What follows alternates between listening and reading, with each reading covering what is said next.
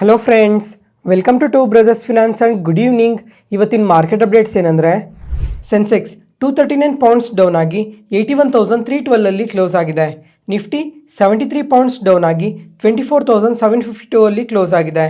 Bank Nifty 64 points gain ಆಗಿ 55,417 close ಆಗಿದೆ. Friends, ಇವತ್ತು ಮಾರ್ಕೆಟ್ ನೋಡಿದ್ರಾ ಸ್ವಲ್ಪ ನೆಗೆಟಿವ್ ಅಲ್ಲಿ ಕ್ಲೋಸ್ ಆಗಿದೆ. ಮತ್ತೆ ಫ್ರೆಂಡ್ಸ್, ಇವಾಗ ಈ ರೀಸೆಂಟ್ ಟೈಮಲ್ಲಿ ಮಾರ್ಕೆಟ್ ನೋಡ್ತಾ ಇದ್ದೀರಾ, ಯಾವುದಾದ್ರೂ ಮಾರ್ಕೆಟಲ್ಲಿ ಪಾಸಿಟಿವ್ ಮೂಮೆಂಟಮ್ ಕಾಣಿಸಿದ್ರೆ ಆ ಟೈಮಲ್ಲಿ large caps, mid and small caps ಪ್ರತಿಯೊಂದೂ ಪಾಸಿಟಿವ್ ಆಗಿ ರಿಯಾಕ್ಟ್ ಆಗ್ತವೆ. ಆದರೆ ಯಾವುದಾದ್ರೂ ಮಾರ್ಕೆಟಲ್ಲಿ ಫಾಲ್ ಕಾಣಿಸಿದ್ರೆ ಬರೀ ಈ ಲಾರ್ಜ್ ಕ್ಯಾಪ್ಸ್ ಮಾತ್ರನೇ ಫಾಲ್ ಆಗ್ತಾ ಇದ್ದಾವೆ. ಅವತ್ತು ಈ ಮಿಡ್ ಆ್ಯಂಡ್ ಸ್ಮಾಲ್ ಕ್ಯಾಪ್ಸ್ ನೋಡಿಕೊಂಡ್ರೆ ಅದೇ ಥರ ಸ್ಟ್ರಾಂಗ್ ಆಗಿ ಗ್ರೋ ಆಗ್ತಾ ಇದ್ದಾವೆ, ಅಥವಾ ಸ್ವಲ್ಪ ಮಾರ್ಜಿನಲ್ ಫಾಲ್ ಮಾತ್ರನೇ ಕಾಣಿಸ್ತಾ ಇದೆ. ಯಾಕಂದರೆ ಮೇ ಬಿ ಇನ್ವೆಸ್ಟರ್ಸ್ ಎಲ್ಲ ಈ ಮಿಡ್ ಆ್ಯಂಡ್ ಸ್ಮಾಲ್ ಕ್ಯಾಪ್ ಸ್ಪೇಸಲ್ಲಿ ತುಂಬಾ ಇನ್ವೆಸ್ಟ್ ಮಾಡ್ತಾ ಇರ್ಬೋದು, ಅದರಿಂದ ಈ ಥರ ಸ್ಟ್ರಾಂಗ್ ಆಗಿ ಗ್ರೋ ಆಗ್ತಾ ಇದೆ. ಮತ್ತು ಫ್ರೆಂಡ್ಸ್, ಇವಾಗ ಇದು ಅಫಿಷಿಯಲ್ ಆಗಿ ಕನ್ಫರ್ಮ್ ಆಗಿರೋ ಡೇಟಾನೇ. ಇದು ನಮ್ಮ ಮಾರ್ಕೆಟ್ ಟೈಮಲ್ಲಿ ಅಪ್ಡೇಟ್ ಆಯಿತು. ಏನಂತ ಅಂದರೆ, ಇವಾಗ ಇಂಡಿಯಾ ಮತ್ತು US ಮಧ್ಯೆ ಈ ಟ್ರೇಡ್ ಡೀಲ್ ಬಗ್ಗೆ ಮಲ್ಟಿಪಲ್ ಅಪ್ಡೇಟ್ಸ್ ಬರ್ತಾನೆ ಇದ್ದಾವಲ್ಲ.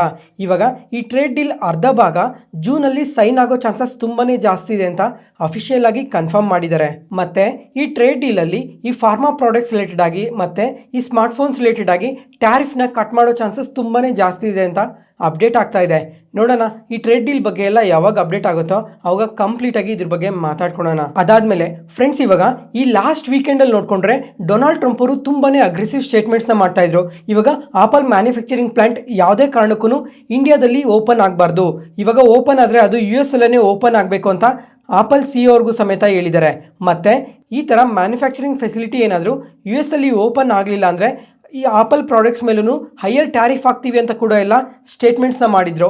ಆದರೆ ಇವತ್ತು ಇನ್ನೊಂದು ಡೇಟಾ ಅಪ್ಡೇಟ್ ಆಗಿದೆ. ಏನಂತ ಅಂದರೆ, ಇವಾಗ ಈ ಐಫೋನ್ನ ಇಂಡಿಯಾದಲ್ಲಿ ಮ್ಯಾನುಫ್ಯಾಕ್ಚರ್ ಮಾಡ್ತಾ ಇದ್ದಾರಲ್ಲ, ಆ ಮ್ಯಾನುಫ್ಯಾಕ್ಚರ್ ಮಾಡಿರೋ ಐಫೋನ್ಸೇನೆ ಈ ಏಪ್ರಿಲ್ ಮಂತಲ್ಲೇ 76% US ಎಕ್ಸ್ಪೋರ್ಟ್ ಮಾಡಿದ್ದಾರೆ ಅಂತ ಕೂಡ ಅಪ್ಡೇಟ್ ಮಾಡಿದ್ದಾರೆ. ನೆಕ್ಸ್ಟ್ ಅದಾದಮೇಲೆ ಡೊನಾಲ್ಡ್ ಟ್ರಂಪ್ ಅವ್ರ ಬಗ್ಗೆ ಮಾತಾಡ್ಕೊಬೇಕು. ಪ್ರತಿದಿನ ಡೊನಾಲ್ಡ್ ಟ್ರಂಪ್ ಅವರು ಏನೋ ಒಂದು ಸ್ಟೇಟ್ಮೆಂಟ್ನ ಮಾಡ್ತಾನೇ ಇದ್ದಾರೆ. ಇವಾಗ ಈ ಲಾಸ್ಟ್ ವೀಕೆಂಡಲ್ಲಿ ನೋಡಿಕೊಂಡ್ರೆ ಈ ಹಾರ್ವರ್ಡ್ ಯೂನಿವರ್ಸಿಟಿ ಇದೆಯಲ್ಲ, ಈ ಯೂನಿವರ್ಸಿಟಿಯಲ್ಲಿ ಅಡ್ಮಿಷನ್ಸ್ನ ಸ್ಟಾಪ್ ಮಾಡಿ ಅಂತ ಸ್ಟೇಟ್ಮೆಂಟ್ಸ್ನ ಮಾಡಿದ್ರು. ಮತ್ತು ಇವತ್ತು ನಮ್ಮ ಮಾರ್ಕೆಟ್ ಟೈಮಲ್ಲಿ ನೋಡಿಕೊಂಡ್ರೆ ಇವಾಗ US ಸ್ಟೂಡೆಂಟ್ ವೀಸಸ್ ಎಲ್ಲ ಇಶ್ಯೂ ಮಾಡ್ತಾ ಇರ್ತಾರಲ್ಲ, ಆ ಸ್ಟೂಡೆಂಟ್ ವೀಸಸ್ನ ಕಂಪ್ಲೀಟಾಗಿ ಸ್ಟಾಪ್ ಮಾಡೋಕ್ಕೆ ಗ್ಲೋಬಲಿ ಯಾರಿಗೂ ಈ ಸ್ಟೂಡೆಂಟ್ ವೀಸಾನ ಇಶ್ಯೂ ಮಾಡಬಾರ್ದು ಅಂತ ಅಗ್ರೆಸಿವ್ ಸ್ಟೇಟ್ಮೆಂಟ್ಸ್ನ ಮಾಡಿದ್ದಾರೆ. ಇದರಿಂದ ಏನೇನು ರೀಸನ್ಸಿಂದ ಈ ಥರ ಸ್ಟೇಟ್ಮೆಂಟ್ಸ್ನ ಮಾಡಿದ್ದಾರೆ ಅಂತ ಇನ್ನೂ ಕಂಪ್ಲೀಟಾಗಿ ಎಲ್ಲೂ ಅಪ್ಡೇಟ್ ಆಗಿಲ್ಲ. ಅದಾದಮೇಲೆ ಕಮಿಂಗ್ ಟೈಮಲ್ಲಿ ಇದ್ರ ಬಗ್ಗೆ ಎಲ್ಲ ಹೊಸ ರೂಲ್ಸ್ನ ತರ್ತೀವಿ ಅಂತ ಮಾತ್ರನೇ ಸ್ಟೇಟ್ಮೆಂಟ್ಸ್ನ ಮಾಡಿದ್ದಾರೆ. ಮತ್ತು ಫ್ರೆಂಡ್ಸ್, ಇವಾಗ ಈ ಸ್ಟೂಡೆಂಟ್ ವೀಸಾನ ಸ್ಟಾಪ್ ಮಾಡಿದಾರಲ್ಲ, ಇದ್ರ ಬಗ್ಗೆ ನನ್ನ ಒಪಿನಿಯನ್ನ ಶೇರ್ ಮಾಡ್ತೀನಿ ನೋಡಿ. ಇವಾಗ ಈ ಥರ ಸ್ಟೂಡೆಂಟ್ ವೀಸಾನ ಸ್ಟಾಪ್ ಮಾಡೋದ್ರಿಂದ US ಕೂಡ ತುಂಬಾ ಎಫೆಕ್ಟ್ ಆಗುತ್ತೆ. ಅದ್ರ ಜೊತೆಗೆ ನಮ್ಮ ಇಂಡಿಯಾ ಕೂಡ ತುಂಬಾ ಎಫೆಕ್ಟ್ ಆಗುತ್ತೆ. ಯಾಕಂದರೆ ಪ್ರತಿ ವರ್ಷ ನೋಡಿಕೊಂಡ್ರೆ ಇಂಡಿಯಾಯಿಂದ US ತುಂಬ ಜನ ಹೋಗ್ತಾ ಇದ್ದಾರೆ, ಅಂದರೆ ಸ್ಟಡೀಸ್ಗೆ ಲಕ್ಷಗಳಲ್ಲಿ ಹೋಗ್ತಾ ಇದ್ದಾರೆ. ಪ್ರಾಬಬಲಿ ನೆಕ್ಸ್ಟ್ 2 or 3 ಡೇಸಲ್ಲಿ ಇದ್ರ ಬಗ್ಗೆ ಏನಾದರೂ ಹೊಸ ಅಪ್ಡೇಟ್ಸ್ ಕೂಡ ಬರೋ ಚಾನ್ಸಸ್ ಇದೆ. ಮತ್ತು ಫ್ರೆಂಡ್ಸ್, ಇವಾಗ ನೆಕ್ಸ್ಟ್ 2 or 3 ಡೇಸಲ್ಲಿ ಈ ಸ್ಟೂಡೆಂಟ್ ವೀಸಾ ರಿಲೇಟೆಡ್ ಆಗಿ ಏನು ಡಿಸಿಷನ್ಸ್ನ ತೊಗೊಂಡಿದ್ದಾರೆ, ಚೇಂಜಸ್ ಮಾಡೋ ಚಾನ್ಸಸ್ ಕೂಡ ತುಂಬಾ ಜಾಸ್ತಿನೇ ಇದೆ. ನೋಡೋಣ ಇದ್ರ ಬಗ್ಗೆ ಕಮಿಂಗ್ ಡೇಸಲ್ಲಿ ಏನು ಅಪ್ಡೇಟ್ ಆಗುತ್ತೆ ಅಂತ. ಅದಾದಮೇಲೆ ಲಾಸ್ಟ್ ನೈಟ್ US ಮಾರ್ಕೆಟ್ ನೋಡಿಕೊಂಡ್ರೆ ತುಂಬಾ ಪಾಸಿಟಿವ್ ಆಗಿ ರಿಯಾಕ್ಟ್ ಆಗಿದೆ. ಅಂದರೆ ನಾಸ್ಡಾಕ್ ಆಗಲಿ, S&P 500 ಆಗಲಿ ನೋಡಿಕೊಂಡ್ರೆ ನಿಯರ್ಲಿ 2% ಪಾಸಿಟಿವ್ ಆಗಿ ರಿಯಾಕ್ಟ್ ಆಗಿದ್ದಾವೆ. ಯಾಕಂದರೆ ನಿನ್ನೆ US ಮಾರ್ಕೆಟಲ್ಲಿ ಕನ್ಸ್ಯೂಮರ್ ಕಾನ್ಫಿಡೆನ್ಸ್ ಡೇಟಾ ಅಪ್ಡೇಟ್ ಆಗಿದೆ. ಈ ಡೇಟಾ ನೋಡಿಕೊಂಡ್ರೆ ಪ್ರೀವಿಯಸ್ ಮಂತ್ಗಿನ್ನ ಮತ್ತು ಅನಲಿಸ್ಟ್ ಎಸ್ಟಿಮೇಟೆಡ್ಗಿನ್ನ ಬೆಟರ್ ಆಗಿ ಬಂದಿದೆ. ಅದರಿಂದ ಕಂಪ್ಲೀಟ್ ಮಾರ್ಕೆಟ್ ಪಾಸಿಟಿವ್ ಆಗಿ ರಿಯಾಕ್ಟ್ ಆಗಿರೋದು. ಮತ್ತು ಫ್ರೆಂಡ್ಸ್, ಇವಾಗ ಈ ಕನ್ಸ್ಯೂಮರ್ ಕಾನ್ಫಿಡೆನ್ಸ್ ಡೇಟಾ ಅಂದರೆ ಏನು ಗೊತ್ತಾ? ಇವಾಗ ಸಿಂಪಲ್ ಆಗಿ ಹೇಳ್ತೀನಿ ನೋಡಿ. ಇದನ್ನು ಒಂದು ಎಕಾನಮಿಕ್ ಆಕ್ಟಿವಿಟಿನ ಮೆಜರ್ ಮಾಡೋದಕ್ಕೆ ಇದನ್ನು ಬಳಸ್ತಾರೆ. ಇವಾಗ ಎಕಾನಮಿಯಲ್ಲಿ ಕನ್ಸ್ಯೂಮರ್ಸ್ ಯಾವ ಥರ ಸ್ಪೆಂಡ್ ಮಾಡ್ತಾ ಇದ್ದಾರೆ ಮತ್ತು ಇನ್ಫ್ಲೇಷನ್ ಯಾವ ಥರ ಇದೆ, ಇದನ್ನೆಲ್ಲ ಮೆಜರ್ ಮಾಡೋದಕ್ಕೆ ಬಳಸ್ತಾರೆ. ಇದೇನಾದರೂ ಪಾಸಿಟಿವ್ ಆಗಿ ಬಂದರೆ ಆ ಎಕಾನಮಿ ಪಾಸಿಟಿವ್ ಆಗಿ ಗ್ರೋ ಆಗ್ತಾ ಇದೆ ಅಂತ ಒಂದು ಇಂಡಿಕೇಶನ್. ಅದರಿಂದನೇ ಮಾರ್ಕೆಟ್ ಈ ಥರ ಪಾಸಿಟಿವ್ ಆಗಿ ರಿಯಾಕ್ಟ್ ಆಗಿರೋದು. ಮತ್ತು ಅದಾದಮೇಲೆ ಇವತ್ತು ರಾತ್ರಿ US ಮಾರ್ಕೆಟಲ್ಲಿ ನೋಡಿಕೊಂಡ್ರೆ FOMC ಮಿನಿಟ್ಸ್ ಮೀಟಿಂಗ್ ಇದೆ. ಈ ಮೀಟಿಂಗಲ್ಲಿ ಫೆಡ್ ಚೇರ್ಮನ್ ಅವರು ಈ ಎಕಾನಮಿ ಬಗ್ಗೆ, ಇನ್ಫ್ಲೇಷನ್ ಬಗ್ಗೆ, GDP ಬಗ್ಗೆ, ಅನ್ಎಂಪ್ಲಾಯ್ಮೆಂಟ್ ಬಗ್ಗೆ ಪ್ರತಿಯೊಂದ್ರ ಬಗ್ಗೆನೂ ಮಾತಾಡ್ತಾರೆ. ಅದಾದಮೇಲೆ ಇದೇ ಮೀಟಿಂಗಲ್ಲಿ ಡೊನಾಲ್ಡ್ ಟ್ರಂಪ್ ಅವ್ರ ಬಗ್ಗೆ ಕೂಡ ಏನಾದರೂ ಸ್ಟೇಟ್ಮೆಂಟ್ಸ್ನ ಮಾಡಿದ್ರೆ ನೋಡಬೇಕು ಮಾರ್ಕೆಟ್ ಯಾವ ಥರ ರಿಯಾಕ್ಟ್ ಆಗುತ್ತೆ ಅಂತ. ಅದಾದಮೇಲೆ ಓವರ್ ನೈಟಲ್ಲಿ US ಮಾರ್ಕೆಟ್ ಏನಾದರೂ ನೆಗೆಟಿವ್ ಆಗಿ ರಿಯಾಕ್ಟ್ ಆದರೆ ಫೆಡ್ ಚೇರ್ಮನ್ ಅಗ್ರೆಸಿವ್ ಸ್ಟೇಟ್ಮೆಂಟ್ಸಿಂದ ನಾಳೆ ನಮ್ಮ ಮಾರ್ಕೆಟ್ ಮೇಲೆ ಕೂಡ ಆ ಇಂಪ್ಯಾಕ್ಟ್ ಇರೋ ಚಾನ್ಸಸ್ ತುಂಬಾ ಜಾಸ್ತಿ ಇದೆ. ನೋಡೋಣ. ಅದ್ರ ಜೊತೆಗೆ ನಾಳೆ ನಮ್ಮ ಮಾರ್ಕೆಟಲ್ಲಿ ಮಂತ್ಲಿ ಎಕ್ಸ್ಪೈರಿ ಕೂಡ ಇದೆ. ನೋಡೋಣ ನಾಳೆ ನಮ್ಮ ಮಾರ್ಕೆಟ್ ಯಾವ ಥರ ರಿಯಾಕ್ಟ್ ಆಗುತ್ತೆ ಅಂತ. ಯಾವುದೇ ಪಾಯಿಂಟಲ್ಲಿ ನಾನು ಹೇಳೋ ಇನ್ಫಾರ್ಮೇಷನ್ ನಿಮಗೆ ಯೂಸ್ಫುಲ್ ಅನಿಸಿದ್ರೆ ಈ ವಿಡಿಯೋನ ಲೈಕ್ ಮಾಡಿ, ನಿಮ್ಮ ಫ್ರೆಂಡ್ಸಲ್ಲಿ ಯಾರಿಗಾದ್ರೂ ಸ್ಟಾಕ್ ಮಾರ್ಕೆಟ್ ಬಗ್ಗೆ ಇಂಟ್ರೆಸ್ಟ್ ಇರೋಗೆ ಈ ವಿಡಿಯೋಸ್ನ ಶೇರ್ ಮಾಡಿ. Next market key updates. First ಇವಾಗ FMCG ಸೆಕ್ಟರ್ ಬಗ್ಗೆ ಮಾತಾಡ್ಕೊಳ್ಳೋಣ. ಫ್ರೆಂಡ್ಸ್, ಇವಾಗ ಈ FMCG ಸೆಕ್ಟರ್ ನೋಡಿಕೊಂಡ್ರೆ ಇವತ್ತು ನಿಯರ್ಲಿ 1.5% ಫಾಲ್ ಆಗಿದೆ. ಅದಾದಮೇಲೆ ನಿನ್ನೆ ನೋಡ್ಕೊಂಡ್ರೂ ಎಬೋವ್ 1% ಫಾಲ್ ಆಗಿತ್ತು. ಮತ್ತೆ ಆಲ್ ಟೈಮ್ ಐಸಿಂದ ನೋಡಿಕೊಂಡ್ರೆ ಇನ್ನು 15% ಲೋ ಅಲ್ಲೇ ಟ್ರೇಡ್ ಆಗ್ತಾ ಇದೆ.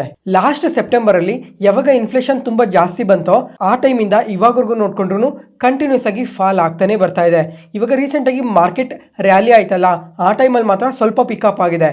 ಏನಕ್ಕೆ ಈ ಥರ ಈ FMCG ಸೆಕ್ಟರ್ ಈ ಥರ ಕರೆಕ್ಟ್ ಆಗ್ತಾ ಇದೆ ಅಂತ ನೋಡ್ಕೊಂಡ್ರೆ, ಮೊದಲನೇದಾಗಿ ಅರ್ಲಿ ಮಾನ್ಸೂನ್ಸಿಂದ ಇವಾಗ ಈ ಮಾನ್ಸೂನ್ ನೋಡ್ಕೊಂಡ್ರೆ ಒಂದು 20 ಡೇಸ್ ಮುಂಚೆನೆ ಬಂದಿದೆ. ಅಂದ್ರೆ ಇವಾಗ ನೀವೇ ತುಂಬಾ ಕಡೆ ಎಲ್ಲ ನೋಡ್ತಾ ಇರ್ಬೋದು, ಮಳೆ ಎಲ್ಲ ತುಂಬಾನೇ ಜಾಸ್ತಿ ಆಗ್ತಾ ಇದೆ. ಇವಾಗ ನಿಮ್ಗೊಂದು ಡೌಟ್ ಸಮೇತ ಬರ್ಬೋದು, ಈ ತರ ಮಳೆ ಏನಾದರೂ ಆದ್ರೆ ಈ FMCG ಸ್ಟಾಕ್ಸ್ಗೆ ಅಥವಾ ಈ ಫರ್ಟಿಲೈಸರ್ ಸ್ಟಾಕ್ಸ್ಗೆಲ್ಲ ಇದು ಪಾಸಿಟಿವ್ ಆಗುತ್ತಲ್ವಾ ಅಂತ ಕೇಳ್ಬೋದು. ಆದ್ರೆ ಇವಾಗ ಇದು ಅರ್ಲಿ ಮಾನ್ಸೂನ್ಸ್ ಬಂದಿದೆ, ಅಂದ್ರೆ ಮಳೆ ತುಂಬಾನೇ ಮುಂಚೆ ಬಂದಿದೆ. ಅದ್ರ ಜೊತೆಗೆ ಮಳೆ ಸ್ಟಾರ್ಟಿಂಗ್ ಅಲ್ಲಿನೇ ಸ್ವಲ್ಪ ಜಾಸ್ತಿ ಆಗಿದೆ. ಅದರಿಂದ ಈ FMCG ಸ್ಟಾಕ್ಸ್ಗೆ ಎಫೆಕ್ಟ್ ಆಗೋ ಚಾನ್ಸಸ್ ತುಂಬಾನೇ ಜಾಸ್ತಿ ಇದೆ ಅಂತ ಅನಲಿಸ್ಟ್ ಎಲ್ಲ ಪ್ರಿಡಿಕ್ಟ್ ಮಾಡ್ತಾ ಇದ್ದಾರೆ. ಅದರಿಂದ ಈ ತರ ಸ್ವಲ್ಪ ಫಾಲ್ ಕಾಣ್ತಾ ಇರೋದು. ಮತ್ತೆ ಈ FMCG ಸೆಕ್ಟರಲ್ಲೇ one of the heavy weightage stock ಆದ ITC ಕಂಪನಿ ನೋಡ್ಕೊಂಡ್ರೆ ಇವತ್ತು ಇಂಟ್ರಾಡೇ ಸೆಷನಲ್ಲಿ ನಿಯರ್ಲಿ 3% ಫಾಲ್ ಆಗಿದೆ.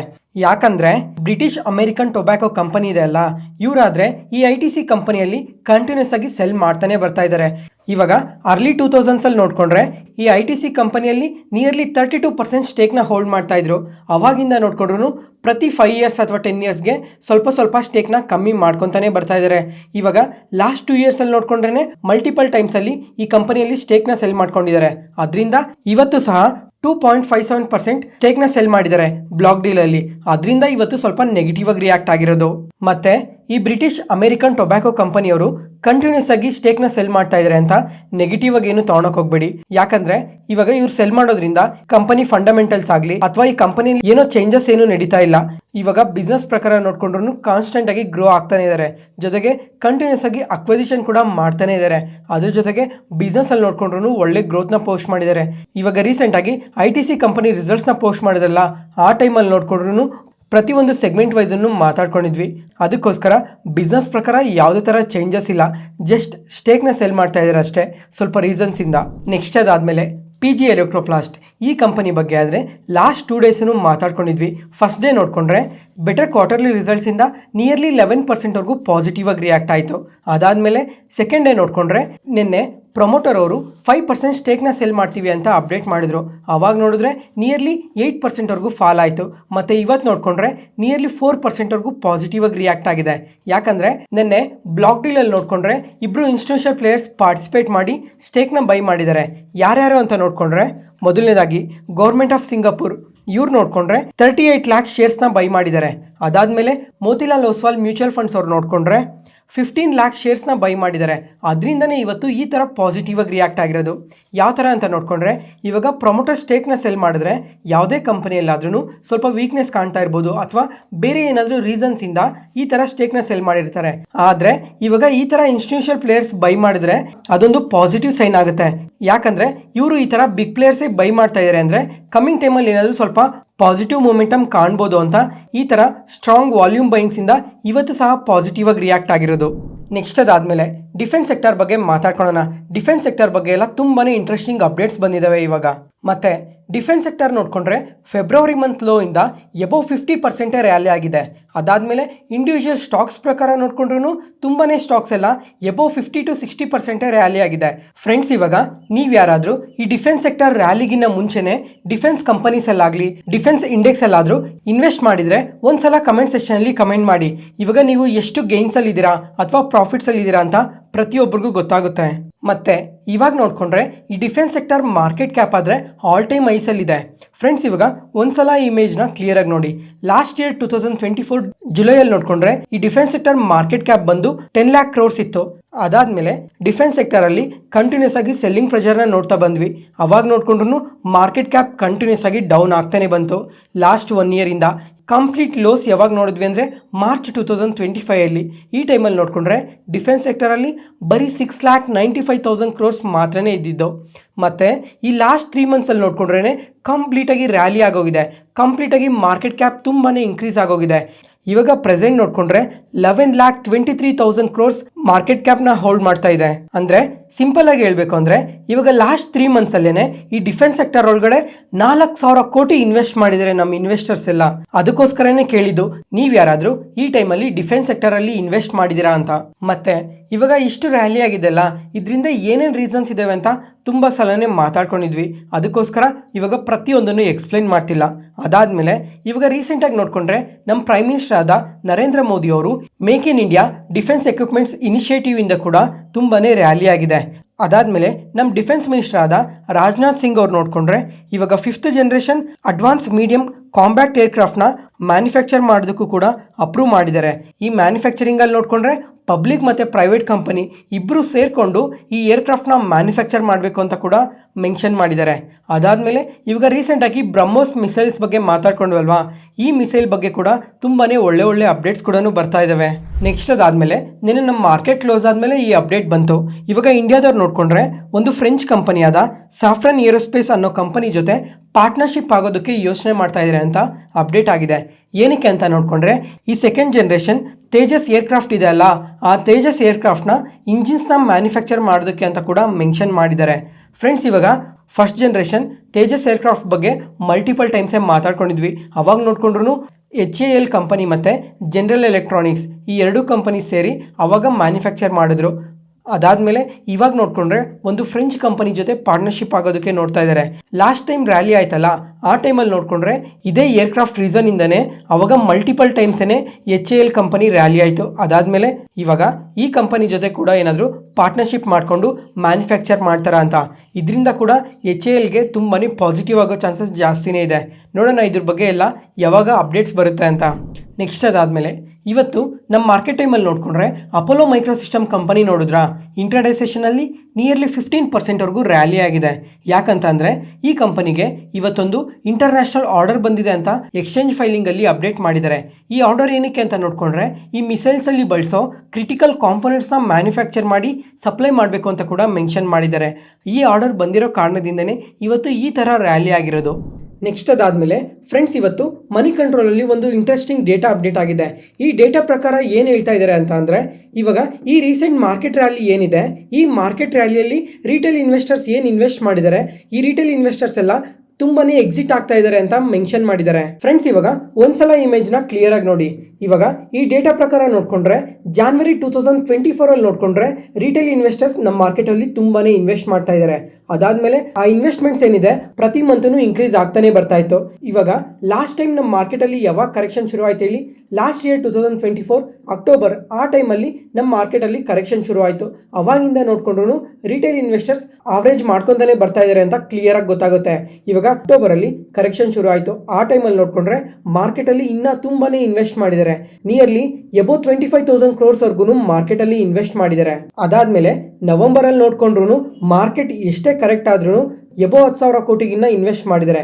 ಡಿಸೆಂಬರಲ್ಲಿ, ಜಾನ್ವರಿಯಲ್ಲಿ, ಫೆಬ್ರವರಿಯಲ್ಲೂ ಕೂಡ ಕಂಟಿನ್ಯೂಸ್ ಆಗಿ ಇನ್ವೆಸ್ಟ್ ಮಾಡ್ತಾನೆ ಬರ್ತಾ ಇದ್ದಾರೆ. ಅದೇ ಮಾರ್ಚ್ ಮಂತ್ಗೆ ಒಂದ್ಸಲ ಈ ಡೇಟಾನ ನೋಡಿ. ಈ ಮಾರ್ಚ್ ಮಂತಲ್ಲಿ ಬರೀ ರಿಟೇಲರ್ಸ್ ಮಾತ್ರನೇ 16,000 ಕೋಟಿಗಿನ್ನ ಜಾಸ್ತಿನೇ ಸೆಲ್ ಮಾಡಿದ್ದಾರೆ. ಇವಾಗ ಕರೆಕ್ಷನ್ ಆಗ್ತಿರೋ ಟೈಮಲ್ಲೇನೋ ಕಾನ್ಸ್ಟೆಂಟ್ ಆಗಿ ಇನ್ವೆಸ್ಟ್ ಮಾಡ್ತಾ ಬಂದರು. ಅದೇ ಈ ಮಾರ್ಚ್ ಮಂತಲ್ಲಿ ಮಾರ್ಕೆಟಲ್ಲಿ ಸ್ವಲ್ಪ ರಿಕವರಿ ಕಾಣಿಸಿದೆ. ಆ ಟೈಮಲ್ಲಿ ನೋಡಿಕೊಂಡ್ರೆ ಮಾರ್ಕೆಟಿಂದ ಎಕ್ಸಿಟ್ ಆಗ್ತಾ ಇದ್ದಾರೆ ಅಂತ ಇವಾಗ ಡೇಟಾ ಪ್ರೆಸೆಂಟ್ ಮಾಡಿದ್ದಾರೆ. ಮತ್ತು ಈ ಏಪ್ರಿಲ್ ಮಂತಲ್ಲಿ ನೋಡಿಕೊಂಡ್ರು ನಿಯರ್ಲಿ 2,000 crores ವರ್ಗು ಸೆಲ್ ಮಾಡಿದ್ದಾರೆ. ಅದಾದಮೇಲೆ ಈ ಮೇ ಮಂತಲ್ಲಿ ನೋಡಿಕೊಂಡ್ರೆ ನಿಯರ್ಲಿ 7,000 crores ವರ್ಗು ರಿಟೇಲರ್ಸ್ ಸೆಲ್ ಮಾಡಿದ್ದಾರೆ ಅಂತ ಅಪ್ಡೇಟ್ ಆಗಿದೆ. ಆದರೆ ಇದೇ ಪಾಯಿಂಟ್ ಆಫ್ ಟೈಮಲ್ಲಿ ಈ ಮ್ಯೂಚುವಲ್ ಫಂಡ್ಸ್ ಮತ್ತು FIS ನೋಡಿಕೊಂಡ್ರೆ ಕಾನ್ಸ್ಟೆಂಟ್ ಆಗಿ ಇನ್ವೆಸ್ಟ್ ಮಾಡ್ತಾನೆ ಬರ್ತಾ ಇದ್ದಾರೆ. ಇವಾಗ ಈ ಮ್ಯೂಚುವಲ್ ಫಂಡ್ಸ್ ನೋಡಿಕೊಂಡ್ರೆ ಈ ಮಾರ್ಚ್ ಮಂತಲ್ಲಿ 13,000 ಕೋಟಿ ಇನ್ವೆಸ್ಟ್ ಮಾಡಿದ್ದಾರೆ. ಏಪ್ರಿಲ್ ಮಂತಲ್ಲಿ 18,000 ಕೋಟಿ ಇನ್ವೆಸ್ಟ್ ಮಾಡಿದ್ದಾರೆ. ಮೇ ಮಂತಲ್ಲಿ 24,000 ಕೋಟಿ ಇನ್ವೆಸ್ಟ್ ಮಾಡಿದ್ದಾರೆ. ಅದೇ ಥರ FIS ನೋಡಿಕೊಂಡ್ರು ಲಾಸ್ಟ್ 6 ಮಂತ್ಸಲ್ಲಿ ಕಂಟಿನ್ಯೂಸ್ ಆಗಿ ಸೆಲ್ ಮಾಡ್ತಾನೆ ಬರ್ತಾ ಇದ್ರು. ಇವರು ಸಹ ಈ ಮಾರ್ಚ್ ಮಂತಲ್ಲಿ ನೋಡಿಕೊಂಡ್ರೆ 1,700 ಕೋಟಿ ಇನ್ವೆಸ್ಟ್ ಮಾಡಿದ್ದಾರೆ. ಮತ್ತು ಏಪ್ರಿಲ್ ಮಂತಲ್ಲಿ 10,000 ಕೋಟಿ ಇನ್ವೆಸ್ಟ್ ಮಾಡಿದ್ದಾರೆ. ಮತ್ತು ಮೇ ಮಂತಲ್ಲಿ ನೋಡಿಕೊಂಡ್ರು 15,000 ಕೋಟಿ ಇನ್ವೆಸ್ಟ್ ಮಾಡಿದ್ದಾರೆ. ಫ್ರೆಂಡ್ಸ್, ಇವಾಗ ಈ ಡೇಟಾ ಏನು ಹೇಳ್ತಾ ಇದೆ ಅಂದರೆ ಮಾರ್ಕೆಟ್ ಫಾಲ್ ಆದಾಗ ರಿಟೇಲರ್ ಸಪೋರ್ಟ್ ಮಾಡಿದ್ದಾರೆ ಮಾರ್ಕೆಟ್ನ. ಆದರೆ ಈ ಮಾರ್ಕೆಟ್ ಯಾವಾಗ ರ್ಯಾಲಿ ಶುರು ಆಯಿತೋ ಅವಾಗ ನೋಡಿಕೊಂಡ್ರೆ ಕಂಪ್ಲೀಟಾಗಿ ಪ್ರಾಫಿಟ್ ಬುಕ್ಕಿಂಗ್ ಮಾಡ್ತಾ ಇರ್ಬೋದು. ಅದರಿಂದ ಏನಾದರೂ ಈ ಥರ ಸೆಲ್ ಮಾಡ್ತಾ ಇರಬೇಕು. ಅಥವಾ ಈ ರೀಸೆಂಟ್ ಟೈಮಲ್ಲಿ ಮಾರ್ಕೆಟ್ ಒಳಗಡೆ ತುಂಬ ಜನ ಬಂದಿದ್ದಾರಲ್ಲ, ಲಾಸ್ಟ್ ಇಯರ್ ತುಂಬ ಇನ್ವೆಸ್ಟ್ ಮಾಡಿ ಮಾರ್ಕೆಟ್ ಯಾವಾಗ ಫಾಲ್ ಆಯಿತೋ ಅವಾಗ ಇವ್ರ ಪೋರ್ಟ್ಫೋಲಿಯೋಸ್ ಎಲ್ಲ ರೆಡ್ ಇರೋ ಕಾರಣದಿಂದ ಇವಾಗ ಮಾರ್ಕೆಟ್ ರಿಕವರ್ ಆಗಿದೆ ಅಂತ ಮಾರ್ಕೆಟಿಂದ ಏನಾದರೂ ಎಕ್ಸಿಟ್ ಆಗ್ತಾ ಇರಬೇಕು. ಯಾಕಂದರೆ ಈ ಲಾಸಸ್ ಎಲ್ಲ ರಿಕವರ್ ಆಗಿದ್ದಾವೆ, ಇನ್ನು ಮಾರ್ಕೆಟ್ ಒಳಗಡೆ ಬರಬಾರ್ದು ಅಂತ ಏನಾದರೂ ಈ ಥರ ಎಕ್ಸಿಟ್ ಆಗ್ತಾ ಇರಬೇಕು. ಅದ್ರ ಜೊತೆಗೆ ಇನ್ನೊಂದು ಡೇಟಾ ಕೂಡ ಅಪ್ಡೇಟ್ ಆಗಿದೆ. ಏನಂತ ಅಂದರೆ ಇವಾಗ ರಿಟೇಲರ್ಸ್ ಏನು ಎಕ್ಸಿಟ್ ಆಗ್ತಾ ಇದ್ದಾರೆ, ಎಕ್ಸಿಟ್ ಆಗ್ತಾ ಇರೋರು ಮತ್ತೆ ಮಾರ್ಕೆಟಲ್ಲಿ ಇನ್ವೆಸ್ಟ್ ಮಾಡ್ತಿಲ್ಲ, ಅವರೆಲ್ಲ ಸಿಪ್ ಮುಖಾಂತರ ಮ್ಯೂಚುವಲ್ ಫಂಡ್ಸಲ್ಲಿ ಇನ್ವೆಸ್ಟ್ ಮಾಡ್ತಾ ಇದ್ದಾರೆ ಅಂತ ಕೂಡ ಕ್ಲಿಯರ್ ಆಗಿ ಮೆನ್ಷನ್ ಮಾಡಿದ್ದಾರೆ. ಮತ್ತೆ ಫ್ರೆಂಡ್ಸ್, ಇವಾಗ ನೀವು ಯಾರಾದರೂ ಇದೇ ತರ ಮಾರ್ಕೆಟ್ ರಿಕವರ್ ಆಗ್ತಾ ಇದೆ, ಲಾಸ್ಟ್ 6 months ಅಲ್ಲಿ ಲಾಸಸ್ ಏನೇನು ನೋಡಿದ್ವಿ ಅದೆಲ್ಲ ಇವಾಗ ರಿಕವರ್ ಆಗ್ತಾ ಇದೆ ಅಂತ ನೀವು ಯಾರಾದರೂ ಎಕ್ಸಿಟ್ ಆಗ್ತಾ ಇದ್ದೀರಾ? ಹಾಗಾದ್ರೆ ಒಂದ್ಸಲ ಕಮೆಂಟ್ ಸೆಕ್ಷನ್ ಅಲ್ಲಿ ಕಮೆಂಟ್ ಮಾಡಿ. ಅಥವಾ ಮಾರ್ಕೆಟ್ ರಿಕವರ್ ಆದ್ರೂ ಕಾನ್ಸ್ಟೆಂಟ್ ಆಗಿ ಇನ್ವೆಸ್ಟ್ ಮಾಡ್ತಾ ಇರೋರು ಸಹ ಎಷ್ಟು ಜನ ಇದ್ದೀರಾ ಅಂತ ಒಂದ್ಸಲ ಕಮೆಂಟ್ ಸೆಕ್ಷನ್ ಅಲ್ಲಿ ಕಮೆಂಟ್ ಮಾಡಿ. ನೆಕ್ಸ್ಟ್ ಅದಾದ್ಮೇಲೆ LIC ಈ ಕಂಪನಿ ನೋಡ್ಕೊಂಡ್ರೆ ಇವತ್ತು ಇಂಟರ್ಡೇ ಸೆಷನ್ ಅಲ್ಲಿ ನಿಯರ್ಲಿ 8% ವರೆಗೂ ಪಾಸಿಟಿವ್ ಆಗಿ ರಿಯಾಕ್ಟ್ ಆಗಿದೆ. ಯಾಕಂದ್ರೆ ಇವರು ಎಸ್ಟಿಮೇಟೆಡ್ಗಿನ್ನ ಬೆಟರ್ ಕ್ವಾರ್ಟರ್ಲಿ ರಿಸಲ್ಟ್ಸ್ ನ ಪೋಸ್ಟ್ ಮಾಡಿದ್ದಾರೆ. ಅದರಿಂದನೇ ಇವತ್ತು ಈ ತರ ಪಾಸಿಟಿವ್ ಆಗಿ ರಿಯಾಕ್ಟ್ ಆಗಿರೋದು. ಇಯರ್ ಆನ್ ಇಯರ್ಲಿ ರೆವಿನ್ಯೂಸ್ ನೋಡ್ಕೊಂಡ್ರೆ 2% ಇನ್ಕ್ರೀಸ್ ಆಗಿದೆ. ಅದೇ ಪ್ರಾಫಿಟ್ಸ್ ನೋಡ್ಕೊಂಡ್ರೆ ಇಯರ್ ಆನ್ ಇಯರ್ ಅಲ್ಲಿ 38% ಇನ್ಕ್ರೀಸ್ ಆಗಿದೆ. ಮತ್ತೆ ಕ್ವಾರ್ಟರ್ ಆನ್ ಕ್ವಾರ್ಟರ್ ನೋಡ್ಕೊಂಡ್ರು ಒಳ್ಳೆ ಪ್ರಾಫಿಟ್ಸೇ ಇನ್ಕ್ರೀಸ್ ಆಗಿದೆ. ಅದ್ರ ಜೊತೆಗೆ ಕ್ವಾರ್ಟರ್ ಆನ್ ಕ್ವಾರ್ಟರ್ಲಿ ಮಾರ್ಜಿನ್ಸ್ ಕೂಡ ತುಂಬಾನೇ ಇನ್ಕ್ರೀಸ್ ಆಗಿದೆ. ಈ ತರ ಪಾಸಿಟಿವ್ ರಿಸಲ್ಟ್ಸ್ನ ಪೋಸ್ಟ್ ಮಾಡೋದಕ್ಕೆ ತುಂಬಾ ಅನಲಿಸ್ಟ್ ಎಲ್ಲ ಟಾರ್ಗೆಟ್ ಪ್ರೈಸ್ನ ಕೂಡ ತುಂಬಾನೇ ಇನ್ಕ್ರೀಸ್ ಮಾಡಿದ್ದಾರೆ. ಇವಾಗ ಈ ಕಂಪನಿಗೆ ಟಾರ್ಗೆಟ್ ಪ್ರೈಸ್ ನೋಡ್ಕೊಂಡ್ರೆ 1200 rupees per share ಅಂತ ಕೂಡ ಅಪ್ಡೇಟ್ ಮಾಡಿದ್ದಾರೆ. ಈ ಥರ ಓವರ್ ಆಲ್ ಎಲ್ಲ ರೀಸನ್ಸಿಂದನೇ ಇವತ್ತು ಈ LIC ಕಂಪನಿ ಈ ಥರ ಪಾಸಿಟಿವ್ ಆಗಿ ರಿಯಾಕ್ಟ್ ಆಗಿರೋದು. ನೆಕ್ಸ್ಟ್ ಅದಾದಮೇಲೆ ಇವಾಗ LIC ಕಂಪನಿ ಯಾವಾಗ ಮಾರ್ಕೆಟ್ಗೆ ಲಿಸ್ಟ್ ಆಯಿತೋ ಅದಾದಮೇಲೆ ಫಾರ್ ದ ಫಸ್ಟ್ ಟೈಮ್ ಈ ಥರ ಇಷ್ಟೊಂದು ಹೈಯೆಸ್ಟ್ ಟ್ರೇಡ್ ವಾಲ್ಯೂಮ್ಸ್ ನಡೆದಿರೋದು ಒಂದೇ ದಿನದಲ್ಲೇ ಅಂತ ಕೂಡ ಮೆನ್ಷನ್ ಮಾಡಿದ್ದಾರೆ. ನೆಕ್ಸ್ಟ್ ಇವಾಗ ಈ GQG ಪಾರ್ಟ್ನರ್ಸ್ ಬಗ್ಗೆ ಮಾತಾಡ್ಕೊಳ್ಳೋಣ. ಫ್ರೆಂಡ್ಸ್, ಇವಾಗ ಈ GQG ಪಾರ್ಟ್ನರ್ಸ್ ಬಗ್ಗೆ ಮಲ್ಟಿಪಲ್ ಟೈಮ್ಸೇ ಮಾತಾಡ್ಕೊಂಡಿದ್ವಿ ನಮ್ಮ ಮಾರ್ಕೆಟ್ ನ್ಯೂಸಲ್ಲೆಲ್ಲ. ಯಾವಾಗ ಅಂತ ನೋಡ್ಕೊಂಡ್ರೆ ಈ ಅದಾನಿ ರಿಲೇಟೆಡ್ ಆಗಿ ಯಾವಾಗ ನೆಗೆಟಿವ್ ಸ್ಟೇಟ್ಮೆಂಟ್ಸ್ ಬರ್ತಾ ಇತ್ತೋ ಆ ಟೈಮಲ್ಲೆಲ್ಲ ಈ GQG ಪಾರ್ಟ್ನರ್ಸ್ ಅವರು ಈ ಅದಾನಿ ಬಗ್ಗೆ ಎಲ್ಲ ತುಂಬಾನೇ ಪಾಸಿಟಿವ್ ಆಗಿ ಮಾತಾಡ್ತಾ ಇದ್ರು. ಆ ಟೈಮಲ್ಲಿ ಇವ್ರ ಬಗ್ಗೆ ಮಲ್ಟಿಪಲ್ ಟೈಮ್ಸೇ ಮಾತಾಡ್ಕೊಂಡಿದ್ವಿ. ಮತ್ತೆ ಇವಾಗ ಇವ್ರ ಬಗ್ಗೆ ಇನ್ನೊಂದು ಇಂಟ್ರೆಸ್ಟಿಂಗ್ ಅಪ್ಡೇಟ್ ಬಂದಿದೆ. ಏನಂತ ಅಂದ್ರೆ ಈ 2025 ಜಾನ್ವರಿಯಿಂದ ಮಾರ್ಚ್ ತಿಂಗಳು ಮಧ್ಯ ನೋಡ್ಕೊಂಡ್ರೆ ಈ GQG ಪಾರ್ಟ್ನರ್ಸ್ ಅವರು ನಮ್ಮ ಇಂಡಿಯನ್ ಸ್ಟಾಕ್ ಮಾರ್ಕೆಟ್ ಒಳಗಡೆ $2 billion ಇನ್ವೆಸ್ಟ್ ಮಾಡಿದ್ದಾರೆ ಅಂತ ಅಪ್ಡೇಟ್ ಮಾಡಿದ್ದಾರೆ. ಅದಾದ್ಮೇಲೆ ಇವಾಗ 2024 ಅಲ್ಲಿ ಟೋಟಲ್ ಆಗಿ ಎಷ್ಟು ನಮ್ಮ ಮಾರ್ಕೆಟ್ ಒಳಗಡೆ ಇನ್ವೆಸ್ಟ್ ಮಾಡಿದ್ದಾರೆ ಅಂತ ನೋಡ್ಕೊಂಡ್ರೆ ಅವಾಗ ನೋಡ್ಕೊಂಡ್ರು $2 billion ಇನ್ವೆಸ್ಟ್ ಮಾಡಿದ್ದಾರೆ. ಆದ್ರೆ ಇವಾಗ ಬರೀ ಈ 3 months ಅಲ್ಲೇನೆ $2 billion ಇನ್ವೆಸ್ಟ್ ಮಾಡಿದ್ದಾರೆ ಅಂತ ಅಪ್ಡೇಟ್ ಆಗಿದೆ. ಫ್ರೆಂಡ್ಸ್, ಇವಾಗ ಈ ಜಾನ್ವರಿ ಮತ್ತೆ ಈ ಮಾರ್ಚ್ ಮಂತ್ ಮಧ್ಯದಲ್ಲಿ ನೋಡ್ಕೊಂಡ್ರೆ ನಮ್ಮ ಮಾರ್ಕೆಟ್ ತುಂಬಾನೇ ಕರೆಕ್ಟ್ ಆಗಿತ್ತು. ಅದಾದ್ಮೇಲೆ ಆ ಟೈಮಲ್ಲಿ ನೋಡ್ಕೊಂಡ್ರೆ ನಿಫ್ಟಿ PE ನಿಯರ್ಲಿ 19 ವರೆಗೂ ಬಂದಿತ್ತು. ಅಂದ್ರೆ ಅದು ಹಿಸ್ಟಾರಿಕಲ್ PE ತುಂಬಾನೇ ಕಮ್ಮಿ. ಅಂದ್ರೆ ನಮ್ಮ Indian stock market cheap valuation ಇರೋ ಟೈಮಲ್ಲಿ ನಮ್ಮ ಮಾರ್ಕೆಟಲ್ಲಿ ಏನಾದರೂ ಇನ್ವೆಸ್ಟ್ ಮಾಡಿರಬೇಕು. ಆ ಟೈಮಲ್ಲಿ ನಿಫ್ಟಿ PE ನೋಡ್ಕೊಂಡ್ರೆ ನಿಯರ್ಲಿ 19 ಇತ್ತು. ಅಂದರೆ ಅದು ಕಂಪ್ಲೀಟ್ಲಿ ಅಟ್ರಾಕ್ಟಿವ್ ವ್ಯಾಲ್ಯೂಷನ್ಸಲ್ಲಿ ಇರೋ ಟೈಮಲ್ಲಿ ನಮ್ಮ ಮಾರ್ಕೆಟ್ ಒಳಗಡೆ ಏನಾದರೂ ಈ ಥರ ಇನ್ವೆಸ್ಟ್ಮೆಂಟ್ ಮಾಡಿರ್ಬೋದು. ಮತ್ತೆ ಇವಾಗ ಈ GQG ಪಾರ್ಟ್ನರ್ಸ್ ಏನಿದ್ದಾರೆ ನಮ್ಮ ಇಂಡಿಯನ್ ಸ್ಟಾಕ್ ಮಾರ್ಕೆಟ್ ಮೇಲೆ ಓವರ್ವೈಟ್ ವ್ಯೂನ ಇಟ್ಕೊಂಡಿದ್ದಾರೆ. ಮತ್ತೆ ಇವಾಗ ಇವ್ರ ಪೋರ್ಟ್ಫೋಲಿಯೋ ಬಗ್ಗೆ ನೋಡ್ಕೊಂಡ್ರೆ ನಿಯರ್ಲಿ 13 ಕಂಪನೀಸ್ನ ಇವರು ಹೋಲ್ಡ್ ಮಾಡ್ತಾ ಇದ್ದಾರೆ. ಇವಾಗ ಟೋಟಲ್ ಆಗಿ ಇವ್ರು ಇನ್ವೆಸ್ಟೆಡ್ ವ್ಯಾಲ್ಯೂ ನೋಡ್ಕೊಂಡ್ರೆ 68,800 crores ನಮ್ಮ ಮಾರ್ಕೆಟಲ್ಲಿ ಇನ್ವೆಸ್ಟ್ ಮಾಡಿದ್ದಾರೆ. ಇವಾಗ ಯಾವ್ಯಾವ ಕಂಪನೀಸ್ನ ಹೋಲ್ಡ್ ಮಾಡ್ತಾ ಇದ್ದಾರೆ ಅಂತ ನೋಡ್ಕೊಂಡ್ರೆ ಮೊದಲನೇದಾಗಿ ITC ಹೋಟೆಲ್ಸ್, ಇದು ರೀಸೆಂಟಾಗಿ ಆ್ಯಡ್ ಮಾಡ್ಕೊಂಡಿರೋ ಕಂಪನಿ. ಅವಾಗೂ ಸಮೇತ ಮೆನ್ಷನ್ ಮಾಡಿದ್ದೆ ಇವರು ಯಾವಾಗ ಆ್ಯಡ್ ಮಾಡ್ಕೊಂಡ್ರು ಅವಾಗ. ಅದಾದಮೇಲೆ JSW Energies, ITC, Adani Green Energy, Adani Enterprises, Patanjali Foods, GMR Airports, Adani Ports, Ambuja Cements, IDFC First Bank, Adani Power, Macrotech Developers, ಈ ಥರ 13 ಕಂಪನೀಸಲ್ಲಿ ಇವರು ಇನ್ವೆಸ್ಟ್ ಮಾಡಿದ್ದಾರೆ. ಇವತ್ತಿಗೆ ಅಪ್ಡೇಟ್ಸ್ ಮುಗೀತು. ಈ ವಿಡಿಯೋ ಇಲ್ಲಿವರೆಗೂ ನೋಡ್ತಾ ಇದ್ದೀರಾ ಅಂದರೆ ನಾನು ಹೇಳ್ತಿರೋ ಇನ್ಫಾರ್ಮೇಷನ್ ನಿಮಗೆ ಯೂಸ್ಫುಲ್ ಆಗ್ತಾ ಇದೆ ಅಂತ ಅನ್ಕೊತೀನಿ. ಅದಕ್ಕೋಸ್ಕರ ಈ ಚಾನಲ್ನ ಸಬ್ಸ್ಕ್ರೈಬ್ ಮಾಡಿ. ಈ ಚಾನಲಲ್ಲಿ ಪ್ರತಿದಿನ ಸ್ಟಾಕ್ ಮಾರ್ಕೆಟ್ ರಿಲೇಟೆಡ್ ಆಗಿ ಒಂದಲ್ಲ ಒಂದು ವಿಡಿಯೋ ಬರ್ತಾನೆ ಇರುತ್ತೆ. ಅದಕ್ಕೋಸ್ಕರ ಥ್ಯಾಂಕ್ ಯು.